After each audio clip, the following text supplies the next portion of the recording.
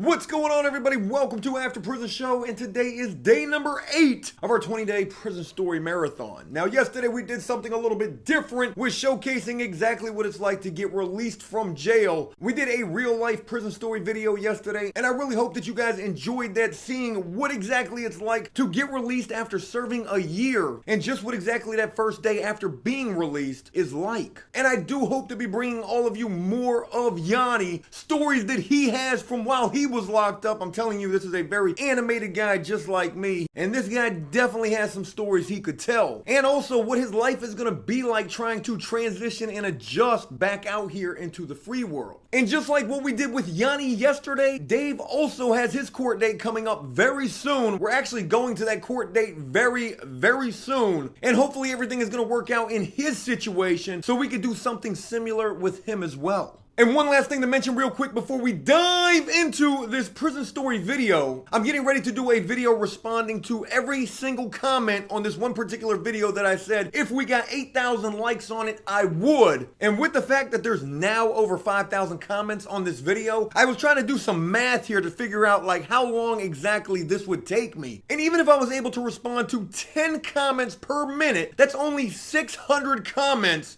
in an hour. So this is potentially gonna be like an 8+ hour long video of me responding to all of these comments. This is probably gonna be like the biggest Q&A video ever.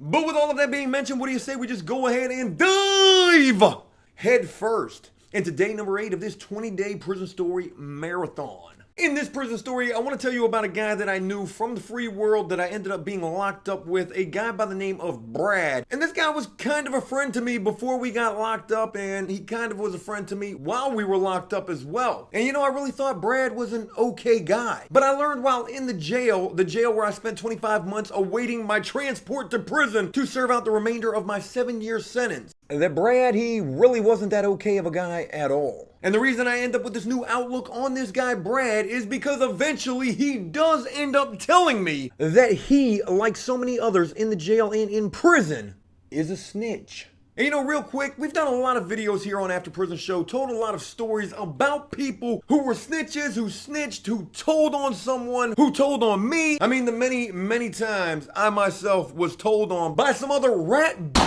prisoner. But again, I know we've told a lot of stories here on After Prison Show about snitches. And the one thing I gotta tell you is that when locked up, you will realize that there's a lot of guys locked up in there with you who will snitch. And you know, when I came to this realization when I was locked up and was seeing firsthand just how many people were locked up right there with me who were snitches, I mean, this was pretty shocking to me, especially considering I lived by what I thought was the code. You know, don't be a snitch. It was just absolutely mind-blowing seeing how many people were willing to do whatever it took, tell on whoever, anybody, just so they didn't have to serve any time for whatever crime they committed themselves. But I'll never forget getting to this jail, getting booked, going through classification, which is a cell block that you sit in for like 72 hours, and then being classified to the cell block where this entire 7-year journey would begin for me. And it was as I was being escorted to that very first medium custody cell block that I would begin this journey in. As you're being escorted down the hall by these guards to your cell block, you're gonna pass by other cell blocks as you're going to wherever they're taking you to. And as you're passing by these cell blocks, there's these windows that look right out into the hallway. And anytime anybody new or anytime anybody's even being escorted for whatever reason, you're gonna have prisoners right there at those windows, beating on those windows. Hey, yo, white boy! Hey, fresh meat! What you doing, fresh meat? What you doing in here, fresh meat? What your charges is, fresh meat, white boy? And you're dealing with all of these dudes beating and banging and screaming at you as you're in handcuffs and being led to, again, whichever cell block you're gonna be going to. And you know, trying to paint this picture a little more vividly of what this experience is like, if you've ever seen that TV show Beyond Scared Straight, where the kids are being escorted by the different cell blocks and housing units and all of the prisoners are banging on the windows and screaming at the kids, being a new guy in jail is a lot like being on Beyond Scared Straight. Hey, yo, white boy, I see you out there, white boy, with some of them junior cakes and what your charges is, white boy. But as this was taking place and these guys were banging and beating and screaming at me, and I'm in handcuffs being escorted down these hallways, I'm looking at these dudes and I'm just like, wow, these guys are pretty fucking crazy. And I'm gonna end up in one of these cell blocks my damn self. And you know, just to go ahead and throw this out there in case anybody was wondering, like, Joe, were you scared during this time? I would definitely be lying if I said I wasn't. Yeah, I was pretty scared. But again, as I'm looking at these guys who were screaming at me and thinking that I'm gonna be in a cell block with guys just like this, I'm also looking at these guys trying to see if I know anybody at all. Because there's one thing that could potentially help you when getting locked up, when you're first going into a new jail or a prison, and that is if you know somebody who's already in that cell block housing unit or wherever you're going, that you're gonna be that new guy in there. And as I'm looking at all of these guys, I'm really not seeing anybody that I know, trying not to look anybody in their eyes. That guy just blew a kiss at me. Fuck. But then all of a sudden I do see somebody that I know, and that person ends up being this guy that this video is about, this dude that I knew from the free world by the name of Brad. And in fact, Brad was one of these guys who was actually beating and banging and screaming at me until he actually realized it was me. He was like, yo, white boy. Oh shit, wait a minute. Hey, that's Joe, I know that dude. And as I see Brad and Brad sees me and stops banging on the windows, it's almost like a little breath of fresh air. Oh shit, there's a guy that I actually know. He's got a t-shirt tied around his head right here like some sort of a do-rag, but there's old Brad. I know that guy. There's a good sign. But it wouldn't end up being the cell block where Brad was at that I would go to. In fact, I would go into another cell block where I knew absolutely no one in here, and I would basically have to fend for myself as that sole white guy in that cell block, again, not knowing anybody in there. But I would end up doing like relatively okay in this cell block. I only got in like 1 or 2 fights while I was in there. I ended up tattooing 100 miles an hour, which made pretty much everyone in there like me, I guess. And it wouldn't be until like a year and a half after I'd been in this jail and I ended up going to isolation because I got caught with all of this tattooing stuff during a shakedown and also what the guards considered a knife. Yeah, that was a really crazy situation. That's also a story I've told here on After Prison Show already. But it wouldn't be until I'm coming out of isolation for all of that I would end up in a cell block with this guy Brad. And anytime that you go to jail or prison and you see somebody that you know, whether it's from the free world or whether it's from doing time or whatever, anybody that you're cool with, that is, not cool with, how do you say it? Cool whip? Cool whip. Isn't that like a Family Guy thing? Seeing anyone that you're cool with in there at least, it's always a good thing to see somebody that you know. And when you see somebody that you know, you end up spending some time catching up with them. Hey man, how the hell have you been? Funny running into you here. Oh me? What am I locked up for? Shit, I'm just facing football numbers behind some non-violent drug offenses. What about you though? What's been going on, man? You look great. Do you got some sort of a disease? Because you look like you lost a hell of a lot of weight. To describe Brad a little bit, he did look kind of sickly. But while catching up, Brad ends up telling me what he's locked up for. His charge is a little more serious than mine, even though, don't get me wrong, my charges were definitely serious. But Brad had this robbery charge that stemmed from responding to some Craigslist ad or Facebook ad for some sort of like a diamond ring. I can't even remember how much this diamond ring was worth, but he ended up going and meeting this person, robbing this person, taking the ring. It was a really bad thing that he did. There was guns, there were people on the ground, all behind this ring. And when Brad tells me the charge that he's locked up for, this really isn't surprising to me. I always knew Brad as like this super thuggish type of dude, always ripping and running in the streets and doing anything that he can for a come up, trying to make money in the most illegal and easy way he possibly could. So what he's sitting in jail for right now, again, it's not surprising to me at all. And Brad surely wasn't the sharpest shank duct taped underneath the toilet either. You like that one right there? Use it. It's gold. Brad ends up telling me that he's facing a boatload of time for this. Not only did he face this robbery charge, but he also faced a probation violation if found guilty, where if he was, he could face an additional 10 years because it was 10 years that hung over his head with probation. And as he's telling me this, I'm really feeling bad for him. I'm like, damn, Brad. Damn, man, you're facing a lot of time. Do you think you can beat this? Because if you don't, dude, you are going to be gone for a long time. So with that, I really hope you got a good lawyer or, you got a chance of fighting this when you go to court. And I will never forget what Brad said to me next. He said, dude, they are going to find me guilty of this. There's nothing I can do, but I'm going to be all right. Well, I'm really sorry to hear that, but at least you've got your mind prepared for the fact that you're going to be doing a lot of time. Oh, no. No, you're definitely reading this whole situation wrong, Joe. It's not the fact that I've got my mind prepared to do any sort of time whatsoever. And with the fact that I had already been in this jail for a year and a half and had seen how much guys in this jail were snitching and who were so flagrant with the fact that they would do anything to make sure they didn't have to do any sort of time for their own charges, I already knew what Brad was about to tell me next. And my respect level for Brad immediately went from here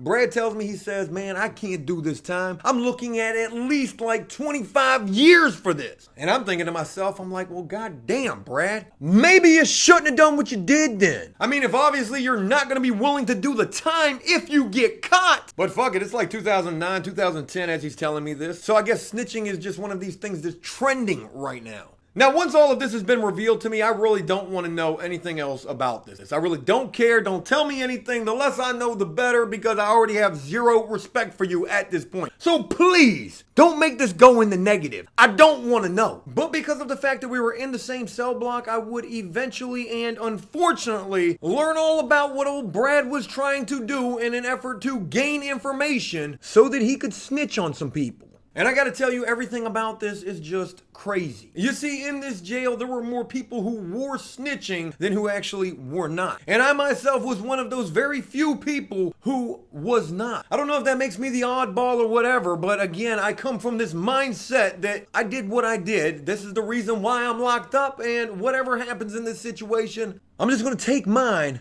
and do my damn time. But with the fact that there were so many people snitching in this jail, there were also a lot of gang member dudes who were doing this as well. And in this jail, the predominant gang were the Bloods. And I don't even know if these were real Bloods or not, because, you know, whenever you join a gang, you have to be beat in or beat out, or you're in that gang until death. And a part of that whole getting beat in process is you go in a cell, you get beat up for like X amount of time, and then I guess it's like, voila, you're a gang member. But at this jail, I mean, I saw countless dudes who would join and get down with these Bloods. And in a lot of cases, it would basically just be like, hey, you want to be a Blood? Okay, cool, good. I'm glad you want to join this gang. We're just going to go ahead and skip the whole beating in process, and we're just going to say you're a Blood. Yeah, so I mean, I don't even know if these were real gang member dudes, but everybody was claiming that they were Blood. And the reason this is important is because you remember those big old windows that I said you could look out of while sitting inside of those cell blocks? Well, while in those cell blocks and looking out of those windows, in a lot of cases, you could look right across the hall and look right in through the windows of another cell block. And the way a lot of these gang member dudes would communicate would be at those windows, actually throwing up gang signs to the guys in the other cell block. I mean, these dudes communicated like via sign language, except it was like a gang sign language. And they had an entire alphabet that they would just sit there all day long, feeding information back and forth between the housing units. A,